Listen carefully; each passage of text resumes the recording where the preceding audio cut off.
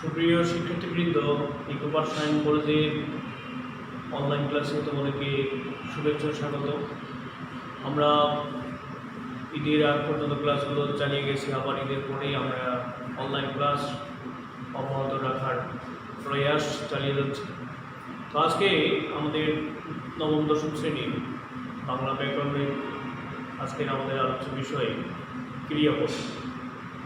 এই ক্রিয়াপদটা আসলে অষ্টম শ্রেণী, নবম, দশম তিনটি ক্লাসই খুবই গুরুত্বপূর্ণ। তো এই ক্লাসটাতে আমরা অষ্টম শ্রেণীর শিক্ষার্থী এবং নবম দশম শ্রেণীর শিক্ষার্থী সকলেই উপকৃত হব। তো সবাই ক্লাসে একটু মনোযোগী হয়, ক্লাসগুলো একটু ভালো করে দেখি এবং এইভাবেই আমরা আমাদের পড়ালেখা ধারাটা অব্যাহত রাখি এবং পড়ালেখা সামনের দিকে এগিয়ে নিয়ে যাই। চলো আজকে আমরা ক্লাস শুরু করি ক্রিয়াপদ। তারপর আমাদের আলোচ্য বিষয়ে আমরা বলছি যে ক্রিয়াপদ। তো ক্রিয়াপদ হচ্ছে যে কার্য দ্বারা কোনো ক্রিয়া সম্পাদন, মানে কোনো কাজ সম্পাদন করা বোঝায় বা কার্য সম্পাদন করা বোঝায়। সহজভাবে বলতে গেলে যে পদ দ্বারা কোনো কাজ করা বোঝায় তাকে ক্রিয়াপদ। যে পদ দ্বারা কোনো কাজ করা বোঝায় তাকে ক্রিয়াপদ। এটা হচ্ছে সহজ। আর আমাদের নবম দশম শ্রেণীর জন্য আমরা বলবো যে কার্য সম্পাদন করা, ঠিক আছে? তো ওইটাই আর কি, মিনিং একই। এখন যেমন আমরা যে কোনো একটা বাক্য বলে থাকি যে আমরা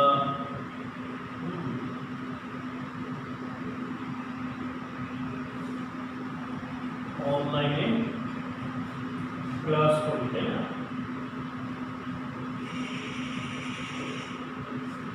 আমরা অনলাইনে ক্লাস করি। কীভাবে ক্লাসটা করবো? অনলাইনের মাধ্যমে। আর এখানে ক্রিয়াপদ করবো, কাজ করা হচ্ছে।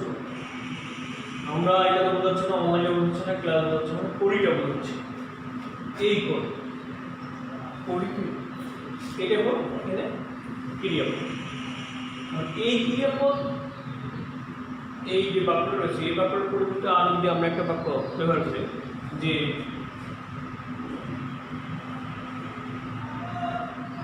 কেউ বলছে এখন যে আমরা হেঁটে হেঁটে স্কুলে, আমরা হেঁটে হেঁটে স্কুলে যাই, ঠিক আছে?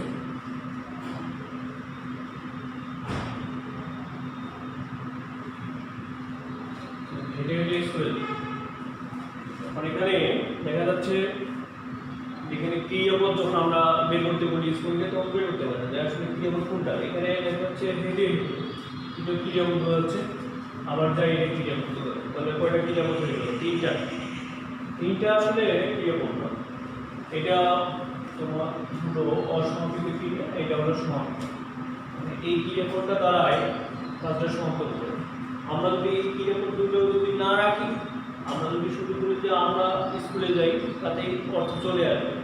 আর যদি বলি যে আমরা হেঁটে হেঁটে স্কুলে, আমরা হেঁটে হেঁটে স্কুলে কি স্কুলে যাই অথবা যাই না, এটা বোঝা আছে, তাহলে এটা মূল ক্রিয়াপদ না বা এটা সমাপিত ক্রিয়া। তাহলে আমরা আমাদের যে একটি বাক্যের ভাব রয়েছে, অর্থের তার ভাব আছে, এই ভাবের দিক থেকে আমাদের ক্রিয়াপদকে আবার দুই ভাগে ভাগ করা যায়। ভাবের দিক থেকে ক্রিয়াপদটাকে দুই ভাগে ভাগ করা যায়। এটা আরও কিছু কথা থেকেই যায়।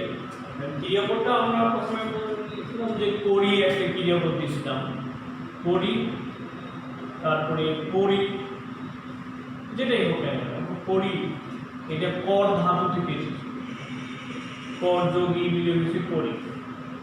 আর এটা কর যোগ ই মিলে হয়েছে পড়ি। এখন এরকম পড়ে পড়ে পড়ত, পড়ছিল, এরকম এগুলোর মূল ক্রিয়াপদ অথবা ধাতু আমরা বের করতে পারি। এটা সেদিকে না যায়। অর্থাৎ এই যে ক্রিয়াপদ, এখানে এই ক্রিয়াপদগুলোর যদি কোনো বাক্যে থাকে তাহলে তার বাক্যের মূল যে ভাব, সে ভাবটি প্রকাশ হয়। আবার এক প্রকার ক্রিয়াপদ রয়েছে যে ক্রিয়াপদগুলো বাক্যে থাকলে আর যদি এই মূল ক্রিয়াপদ অর্থাৎ এই জাতীয় ক্রিয়াপদ যদি না থাকে তাহলে কিন্তু বাক্যের ভাবটা পূর্ণাঙ্গতা আসে না। ওই কারণে ভাব প্রকাশের দিক থেকে ক্রিয়াপদকে দুই ভাগে ভাগ করা যায়। ভাব প্রকাশের দিক থেকে ক্রিয়াপদকে দুই ভাগে ভাগ করা যায়। একটা হলো সমাপিকের ক্রিয়া আর একটা হলো অসমাপিকের ক্রিয়া। সমাপিকের ক্রিয়া কাকে বলে? সমাপিকের ক্রিয়াপদ হলো যে ক্রিয়াপদ দ্বারা বাক্যের সম্পূর্ণ অর্থ প্রকাশ পায়। যে বক্তার যে মনোভাবটা ওই ক্রিয়াপদটা থাকলে সম্পূর্ণ অর্থ প্রকাশ পায়, সেটা হলো সমাপিকের ক্রিয়া। তো সমাপিকের ক্রিয়া হচ্ছে যে ক্রিয়াপদটা কি করে ওই সমাপ্ত করে বাক্যের অর্থটা সমাপ্ত করে, মানে এরপরে আর নতুন অর্থ জানার আমাদের আগ্রহ থাকে না, পূর্ণাঙ্গতা পেয়েই যায়, সেটা হলো সমাপিক। এটাকে মনে রাখার জন্য আমরা এই যে সমা শব্দটা রয়েছে, সমা মানে সমাপ্ত, সমাপ্ত ঠিক আছে, মানে সমাপ্ত ঘটাবে। আর অসমা মানে তাহলে অসমাপ্ত হবে, অসমাপ্ত। কি অসমাপ্ত? ক্রিয়াপদ। সমাপ্ত ক্রিয়াপদ, অসমাপ্ত ক্রিয়াপদ। সমাপ্ত ক্রিয়াপদ ওই যে উদাহরণগুলো ছিল যে শুনি, হ্যাঁ, বা যেহেতু, পড়ত, বা পড়ছিলাম, দেখছিলাম। আর অসমাপ্ত কেমন? অসমাপ্ত এখন দেখা যাচ্ছে যে গিয়ে,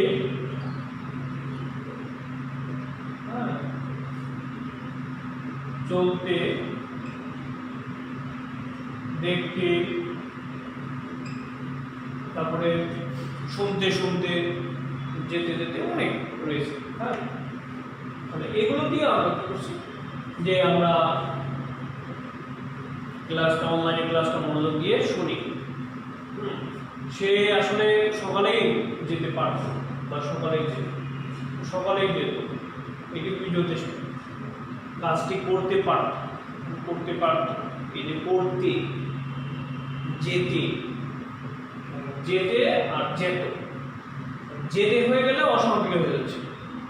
যেত, সে প্রায়ই যেত, সে প্রায় কোথায় যেত? বাজারে যেত। আর প্রতিদিন এই কাজটি করত, পূর্ণাঙ্গতা পাচ্ছে। আর ওখানে দেখা যাচ্ছে সে গিয়ে কি হলো, তারপরে যদি সমাপিক আসে, দেখলো, সে গিয়ে দেখলো, কি দেখলো? পরেরটা পরে দেখলো। এখন এই গিয়ে চলতে, ফিরতে, দেখতে, শুনতে, করতে করতে, এরকম এগুলো যত সব রয়েছে, এগুলো হচ্ছে অসম। এখানে যদি আমরা দেখেন যে সে গিয়ে দেখলো মা বাড়িতে নাই, ঠিক আছে, সে গিয়ে দেখলো মা বাড়িতে। এই যে বাক্যটি হলো সে গিয়ে দেখলো, সে গিয়েটা যদি থাকে আর এই দেখলো যদি না থাকতো, আমরা যদি দেখলোটা না দিই, সে গিয়ে মা বাড়িতে নেই, সে গিয়ে মা বাড়িতে নেই উত্তর আসে। হ্যাঁ, সে চলতে চলতে বাড়িতে পৌঁছালো, মানে চলতে চলতে তার গন্তব্যে পৌঁছালো। এইভাবে আমরা অসমাপিক ক্রিয়া দেখব, মানে অর্থাৎ যে ক্রিয়াপদ দ্বারা বাক্যের অর্থের অসম্পূর্ণতা বোঝায় বা বাক্যের অর্থটা অসমাপ্ত থেকেই যায়, সেটা হলো অসমাপিক ক্রিয়া। আশা করি তোমরা বুঝতে পারছো। এরপরে আমরা নেক্সট আলোচনা করি, কিন্তু আলোচ্য বিষয় অনেকগুলো, সকর্ম, অকর্ম, বিকর্ম, অনেকগুলো আলোচনার বিষয়। আমরা এরপরে চলে যাই আমাদের ক্রিয়াপদ। এছাড়া আরো 6টি প্রকার দেখা যায় আমাদের নবম দশম শ্রেণীর বাংলা ব্যাকরণে রয়েছে, আরো 6টি প্রকার। এই 6টি প্রকারে আমরা দেখতে পাচ্ছি যে আরো 6টি প্রকার এখানে দেখা যাচ্ছে। তার মধ্যে এক নম্বর হচ্ছে সকর্ম। এই সকর্ম ক্রিয়া পদ কাকে বলে? খুবই সহজ। যে ক্রিয়াপদে আমরা যদি এখানে সকর্ম দিই, আমরা এখানে 6টা আছে প্রকার, ঠিক আছে? 6টা প্রকার আমরা নিলাম।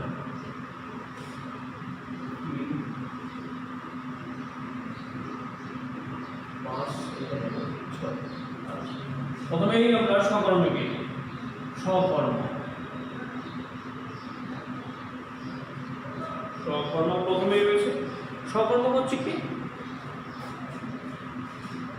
স মানে সহ, স মানে হচ্ছে সহ, এটার সাথে আছে কি আছে? সাথে কর্ম আছে। সকর্ম। এখানে থাকলো অকর্ম, এখানে থাকলো দ্বিকর্ম, এখানে থাকলো প্রযোজক, এখানে থাকলো যৌগিক, এবং সর্বশেষ থাকলো মিশ্র। সকর্ম ক্রিয়াপদ হচ্ছে যে ক্রিয়াপদে কর্ম উপস্থিত, এখানে কর্মটা উপস্থিত। স মানে সহ, আর কর্ম, এই যে এখানে কর্ম রয়েছে মানে কর্মসহ, কর্মসহ। যে ক্রিয়াপদে কি কর্ম উপস্থিত বা কর্মপদ উপস্থিত, সেটি হলো সকর্ম ক্রিয়াপদ। যেমন বলছি যে আমি ভাত খাই, এটা একটা প্রাচীন ব্যাকরণের একটা উদাহরণ। প্রায় এটা উদাহরণ বলতে আমি ভাত খাই। এখানে এই সকর্ম ক্রিয়াপদে কি দ্বারা প্রশ্ন হলে উত্তরটা হবে যে কি খাই, বা তুমি কি খাও? ভাত। কি খাই, কি দ্বারা প্রশ্ন করলে উত্তর চলে আসে কি খাই? ভাত। তাহলে ভাত হচ্ছে কর্ম। যে ক্রিয়াপদে কি হলো কর্মপদটা উপস্থিত, সেটি হলো সকর্ম ক্রিয়া। তাহলে এখানে খাই সকর্ম ক্রিয়া। এরপরে ওই একই উদাহরণ আমরা ব্যবহার করতে পারি অকর্মকের ক্ষেত্রে। যে যে ক্রিয়াপদে কি কর্মপদ নাই বা কর্মপদের অনুপস্থিতি থাকে এই ক্রিয়াপদে, সেটাই হলো অকর্ম ক্রিয়াপদ। যেমন আমি খাই, এটা একটা বাক্য, আমি খাই। তো এখানে প্রশ্ন যদি করা হয় কি খাই, ছেলেরা খেলে, প্রশ্ন করা হয় কি খেলে, তো বাড়িতে অনেক কিছু নিয়ে আসে। কি নিয়ে আসে? অনেক কিছু। কি? তো এই যাই হোক, মানে এগুলো উপস্থিত নেই, এখানে কর্মপদ এখানে কোনো উপস্থিত নেই। আর এর আগে এখানে ভাত ছিল। ছেলেরা যদি ফুটবল খেলে, তাহলে ফুটবলটা কর্ম। মানে শিক্ষক পড়াচ্ছে, শিক্ষক কি পড়াচ্ছে? যদি উত্তরটা হয় যে বাংলা পড়াচ্ছে, তা বাংলা একটা কর্মপদ। যদি এই এখন বলা হয় যে শিক্ষক পড়াচ্ছে, তাহলে বাংলার যে ছিল কর্মপদ ওইটা এখানে অনুপস্থিত। তাহলে এই জন্য এই যে বাংলা, ফুটবল, ভাত, এই কর্মপদগুলো যে বাক্যের ক্রিয়াপদে আমরা পাই না, সেখানে আমরা ওই উদাহরণকে বা ওই জাতীয় বাক্যগুলোকে আমরা বলছি অকর্ম ক্রিয়া। এরপরে চলে আসি আমরা সকর্মকে অকর্ম বুঝে পেলাম। এরপরে আসি আমরা দ্বিকর্ম। কারণ দ্বিকর্ম ক্রিয়াপদে আমাদের অনেক সময় দ্বিকর্মকে দেখা যায় যে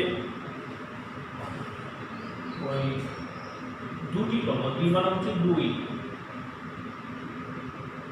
দুই মানে হচ্ছে দুই কর্ম মানে কর্মপদ, দ্বিকর্ম মানে দুটি কর্মপদ রয়েছে। দ্বিকর্ম ক্রিয়াপদে দুটি কর্ম। এখন দেখা যাচ্ছে যে মা শিশুকে চাপ দেখাচ্ছে, শিক্ষক ছাত্রদের পড়াচ্ছে। শিক্ষক ছাত্রদের কি হতে পারে? বাংলা পড়াচ্ছে। মানে এই যে কর্মপদের সংখ্যা 2, মা শিশুকে চাপ দেখাচ্ছে, মা শিশুকে চাপ দেখাচ্ছে। এই যে শিশুকে একটা চাঁদ একটা কর্ম, দুটি কর্ম, এই দুটি কর্ম থাকার কারণে আমরা বলছি দ্বিকর্ম। এরপরে আসি প্রযোজক, একই কথা। তাহলে দ্বিকর্মটা হলো সহজ হইল যে বাক্যের ক্রিয়াপদের সাথে দুটি কর্ম সংযুক্ত থাকে বা অন্যয় থাকে, সেটা হচ্ছে দ্বিকর্ম ক্রিয়াপদ। এরপরে আসলে প্রযোজক ক্রিয়াপদ। প্রযোজক মানে যে ক্রিয়াপদ কি করে অন্যের দ্বারা চালিত হয়, যেমন সিনেমা, টেলিফিল্ম, এগুলোতে প্রযোজক আছে না, বা প্রযোজনা করা হয়, অর্থাৎ যে ক্রিয়াপদ অন্যের দ্বারা চালিত হয় সেটাই হলো প্রযোজক ক্রিয়াপদ। যেমন একই উদাহরণ, এই উদাহরণটাই আমরা ব্যবহার করতে পারি যে মা শিশুকে চাঁদ দেখাচ্ছে। এইখানে এই যে শিশু, এই শিশু কিন্তু সে নিজে নিজের চাঁদ দেখতে পারে না, ও তো জন্মের পর চাঁদ সূর্য কি করে চিনেই। তাহলে মা তাকে বারবার দেখে বলছে, এই যে খোকা দেখো, ওই যে চাঁদ, ওই যে চাঁদ, এটা 100 বার বলছে, যতক্ষণ না ওইটার দিকে সে দৃষ্টি দেয়। তাহলে এখানে মায়ের কর্তা সে কি করছে, শিশুকে দেখাচ্ছে চাঁদ। এই যে তাহলে মা তার শিশুকে কি করছে, এখানে পরিচালনা করছে, অর্থাৎ এখানে চাঁদ দেখানো হচ্ছে। এই চাঁদ দেখানো হচ্ছে কিসের দ্বারা, মায়ের দ্বারা। এই কারণে এটাকে আমরা বলছি প্রযোজক ক্রিয়াপদ। এরপরে আছে যৌগিক ক্রিয়াপদ। যৌগিক হচ্ছে যুক্ত, যৌগিক হলো যুক্ত। এখন যৌগিক ক্রিয়াপদ যুক্ত হবে যে এখন বলছে যে মনে রাখিস, আমি কিন্তু আবার আসবো, এই যে মনে আবার রাখিস। লোকটি শুনে চলে গেল, শুনে আবার চলে গেল, এই যে যেমন চলে গেল, এই চলে গেলটাই হলো আমাদের যৌগিক ক্রিয়া। তাহলে এখানে বলছে যে লোকটি চলে গেল, চলে গেল, হ্যাঁ, বা এরকম চলে আবার গেল, দুটি ক্রিয়াপদ, চলে একটা ক্রিয়াপদ, গেল একটা। তারপরে শুনে রাখ, বিষয়টি মনোযোগ দিয়ে কি হয়, শুনে রাখো, আপাতত শুনে রাখো, পরে তখন আমরা ব্যবস্থা করব। এই যে শুনে রাখো, দুটি ক্রিয়াপদ, অর্থাৎ একটি ক্রিয়াপদ আরেকটি ক্রিয়াপদের সাথে যুক্ত হয়ে গেছে, যোগ হয়ে গেছে, এই জন্য এটাকে আমরা বলছি যৌগিক ক্রিয়াপদ। এরকম অনেকগুলো রয়েছে। এরপরে আমরা আসি নেক্সট, এই যে প্রযোজক শেষ হলো, যৌগিক হলো, এরপর হচ্ছে মিশ্র ক্রিয়াপদ রয়েছে। আবার যে ক্রিয়াপদগুলো, যে ধাতুগুলো আমাদের রয়েছে, যে আমরা কি বলি যে এই যে মিশ্র ক্রিয়াপদে এখানে যেমন কর, দে, পা, ছাড়, খা, এরকম অনেকগুলো, কাঠ, এরকম অনেকগুলো ক্রিয়াপদ রয়েছে যেগুলো আরেকটির সাথে যুক্ত হয়। যে এই যুক্ত হওয়া এই ক্রিয়াপদগুলো তাকে বলছি আমরা মিশ্র ক্রিয়াপদ। যেমন আমরা বলছি যে দেখে নে, হ্যাঁ, ভালো করে কর, কি হয় যে এগুলো বিশেষ কোনো ধাতব অব্যয়ের সাথে এই ক্রিয়াপদগুলো যুক্ত হয়। যেমন আমরা বলছি যে আমরা তাজমহল দর্শন করলাম, আমরা তাজমহল দর্শন করলাম, তাজমহল দর্শন করলাম, বিশেষের সাথে যুক্ত হয়েছে, অব্যয়ের সাথে যুক্ত হতে পারে, আবার বিশেষণের সাথেও যুক্ত হতে পারে। মাঝে মাঝে ঝিমঝিম করে বৃষ্টি পড়ছে এখন আপনার, তাই না? আবার কারো মাথা কি করছে, মাথা ঝিমঝিম করছে, বিশেষণের সাথে হয় তোমাকে দেখে বেশ বিশেষ প্রীত না। এই যে তোমাকে দেখে বিশেষ প্রীত না, বিশেষণের মতো, এইরকম অনেক উদাহরণ রয়েছে। আজকে এই পর্যন্তই। বাসায় ভালো থাকো, সুস্থ থাকো, নিরাপদ থাকো, আর পড়ালেখায় আরও বেশি মনোযোগী হোক এবং আমাদের এই ক্লাসগুলো ভালোভাবে দেখো। সবাইকে ধন্যবাদ।